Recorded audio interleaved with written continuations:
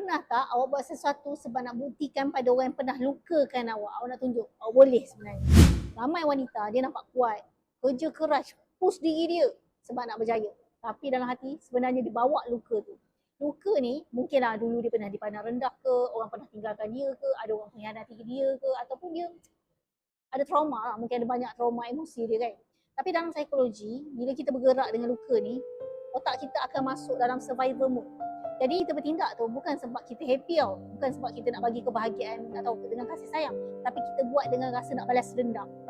Energi marah ni memang boleh buat kita bergerak laju, tapi lama-lama dia akan penatkan jiwa kita.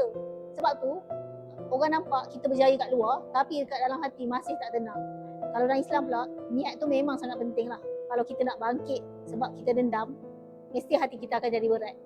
Tapi kalau kita bangkit kerana Allah, nak ada amanah yang Allah suruh kita teruskan, insya-Allah langkah kita akan tenang dan kita akan rasa bahagia sangat. 3 tips untuk kita semak balik perjalanan kita tu okey ke tak. Yang pertama, tengok niat kita.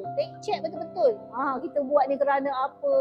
Kita betul-betul kerana Allah ke, ataupun memang kita nak membuktikan ke kan? Sebab kalau masih nak membuktikan, satu hari nanti kita akan cepat nak give up. Kedua, jangan jadikan luka tu sebagai enjin bakar semangat kita. Jangan biasakan. Sebab apa? Sakit hati ni memanglah boleh buat kita bergerak, tapi dia akan buat kita meletup juga suatu hari nanti. Sebab tu, kita kena sentiasa jujur dengan diri, jujur dengan Allah, minta tolong dengan Allah untuk lembutkan balik jiwa kita, untuk kita buat dengan perasaan yang memaafkan. Buat sesuatu dengan nak beri kebaikan, bukan sebab nak membalas dendam ataupun tak putuskan energi-energi yang lama tu. Yang ketiga, bina kejayaan dengan energi yang tenang.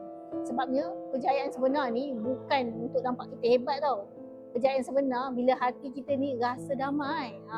Biarpun kita mula kecil, kita buat dengan jelas, nanti dalam perjalanan tu kan, kita akan sentiasa datang pertolongan Allah, bantuan Allah, petunjuk Allah dan hikmah daripada Allah. Ingat, jangan kejar kejayaan dengan energi dendam dan luka. Sebab bangkit bukan untuk membalas sakit hati kita. Bangkit kerana Allah. Kerana Allah masih beri ruang kat kita dan peluang. Bangkitlah kerana kita ni ada amanah yang Allah beri. Bila hati kita pulih, energi kita akan berubah. Bila energi berubah, keputusan kita akan berubah.